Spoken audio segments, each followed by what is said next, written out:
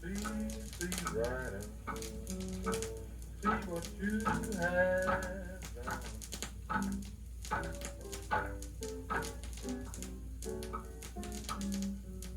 See right up.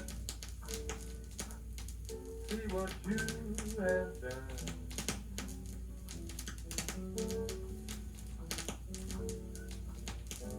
You made me like you, my young man.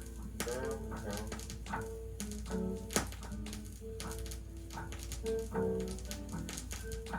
I want a mama that's gonna be good to me.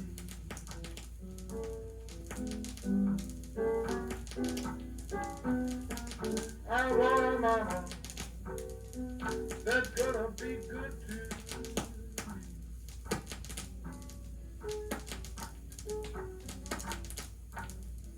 I want a mama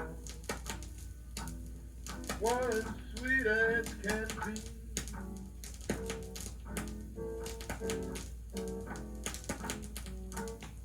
I want a gal that works in the white folks yard.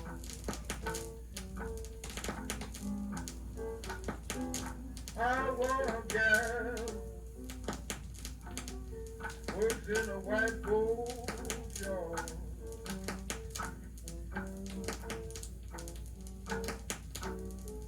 I want a gal that works in the white folks yard. It's the voice I used to always like this. Do you see that little fly crawling up the wall? Oh, do you see that little fly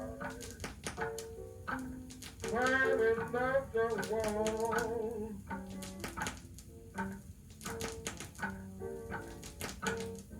She's going up there to get her ashes fall.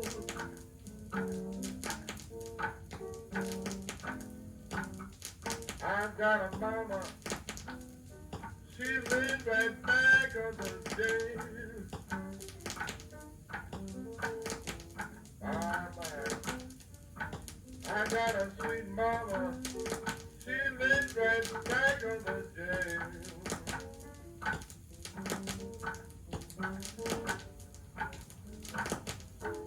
She got on a sign on a window, good pussy for sale. I'm telling you, those guys used to do all that stuff to a lot of families. They could have one time. And I tell you, they had a lot of things that really happened around. I was a kid around, and I always wanted to be hanging out with big men. I guess that's one reason why they think I'm even older than what I am. They used to have clubs. They used to have the Broadway swells and the high arts and all the clubs all over the city. They had these clubs. There's always one would parade at least once a week. Every Sunday there was a parade in New Orleans. Have a great big band, and they would have horses, and they would have big streamers and things that cost plenty of money. And one would outdo the other, try to outdo the other. They'd get the best bands, but they all had their streamers and their sashes for things like that. Why they haven't made a beat tax. Beat tax was the best there was in the city. These things cost plenty of money, and of course they decided once that they wanted to take a kid into the Broadway swells and have them parade. The men that rode on the horseback, they were called aides. And of course they gave me an invitation because at that time I was considered the best dresser. Of course my people always had me wearing diamonds since I guess I was just a baby. And I always had some kind of a diamond on, and they just figured I was a smart kid. I accepted the invitation, all right. In New Orleans, I would often wonder where a dead person was located. But anytime we had somebody that was dead, we know we had plenty good food that night, plenty ham sandwiches, cheese sandwiches with mustard, slapped all over the bread. Those days I belonged to a quartet. And of course we specialized in spirituals for the purpose of finding somebody that was dead. And we could sing them too, I'm telling you. The minute we'd walk in, of course we'd have our correct invitation. And that would be right to the kitchen, where all the food was. Of course the dead man or the dead woman would always be laid out in the front. And they'd be by themselves most all the time. They was dead and there was no other reason to be where there was living people. Well, I guess one of those spirituals, I guess it kind of sounds good. Let me see. Steal away, steal away, steal away home to Jesus. Steal away, steal away, steal away home to my Lord. One of our favorite numbers was this one.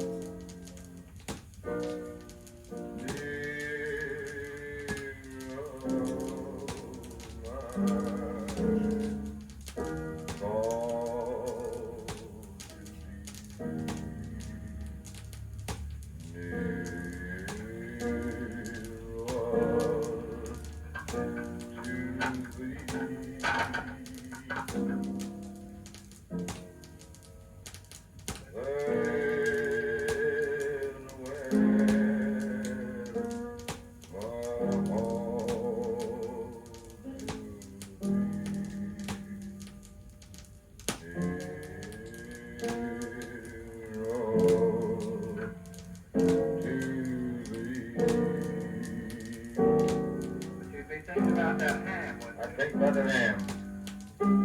On the road, my God, to thee would be sad too, terribly sad. Thinking about the whiskey coming out. To thee, plenty of whiskey in the flask and everything. The boys would bring it there.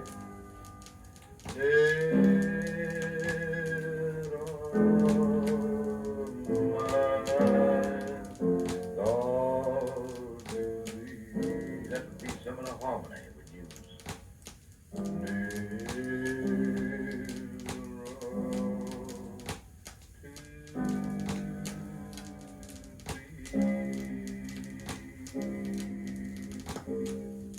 The boys had some beautiful harmony this time. Of course, we got together and made all kinds of crazy ideas of the harmony, which made it beautiful and made it impossible for anybody to jump in and sing. I tell you, we had such beautiful numbers to sing at all times. Of course, now when the dead man would be there, he wouldn't hear anything that we would be singing at all, nothing. And of course, we'd all go right on back to the kitchen and get our cheese sandwiches, ham sandwiches, all slapping over with mustard and some whiskey and cans of beer sometimes. And sometimes, if it was a man dead, from time to time, the lady would be glad, the wife to the husband would be glad that he's gone. And she would, of course, she'd be having a wonderful time also.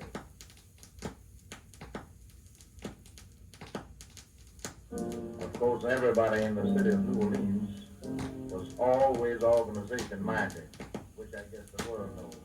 And a dead man always belonged to several organizations, such as clubs and we'll say secret orders, and so forth and so on. And every time one died, why 9 out of 10, there was always a big band turnout. When the day that he was supposed to be buried, never buried at night, always in the day. And of course, a lot of times right in the heart of the city, the burial would take place. Well, that's when the band would start. Why, we know that the man was fixing to be buried. So you could hear the band come up the street before they would get to the place where the gentleman was to be taken in for his last ride. And they would play different dead marches. And on leaving, this would be the march that would usually start from playing. Flee as the bird to the mountain.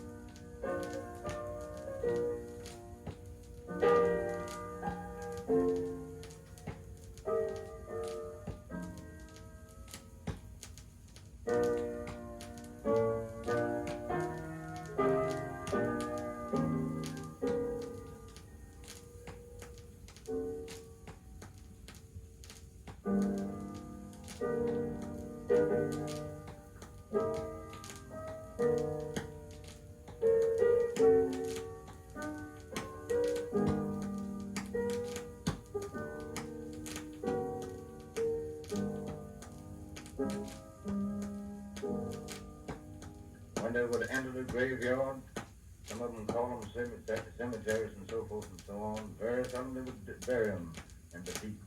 They would never bury them in the mud. They'd always bury them in a vault.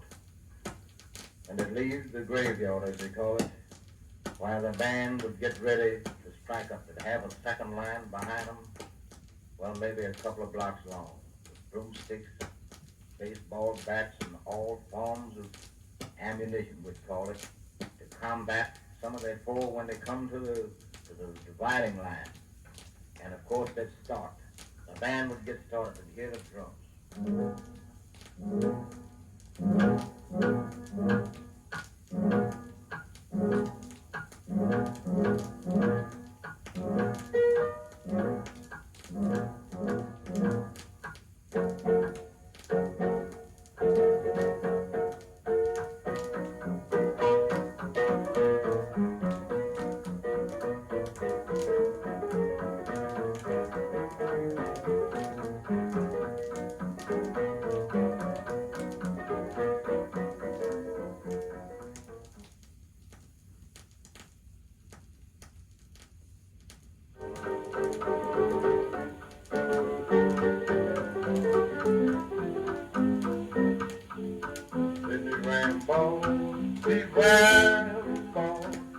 Ramble all around, in and out of town, Sydney ramble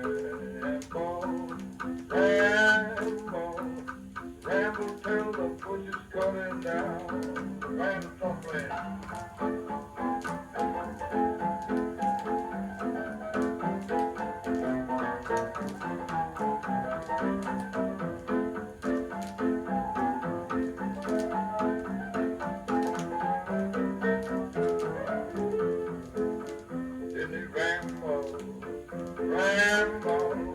Ramble all around, in and out of town, oh Disney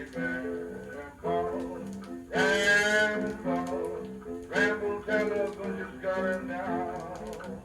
That would be the last of the dead man. He was gone and everybody came back home and they breathed true and stick right close to the Bible. That means rejoice at the death and cry at the birth. New Orleans stick close to the scripture. Well, on the way home, everything was sad when they'd be playing the Dead March. There would be no fights, no trouble. So on the way back, they had boundary lines.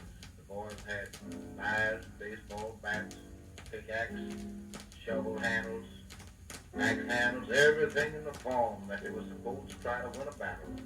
When they got to a dividing line, which was not supposed to be their district, they better not cross. If they do, they would be beaten up. And sometimes they were beating them so bad that they had to go to the hospital. That's the way it always ended in New Orleans. Now, the boys from then on, the band would always figure on a big night. Because they had some money, it wasn't very much, because the band men didn't make very much in New Orleans. The only musicians that made real money was the piano players. The other fellows, a lot of times they'd work for $1 a night. Maybe a funeral procession like that would maybe be $2 or $2.50. So they had to make the best of it that way. So that was always the end of a perfect death.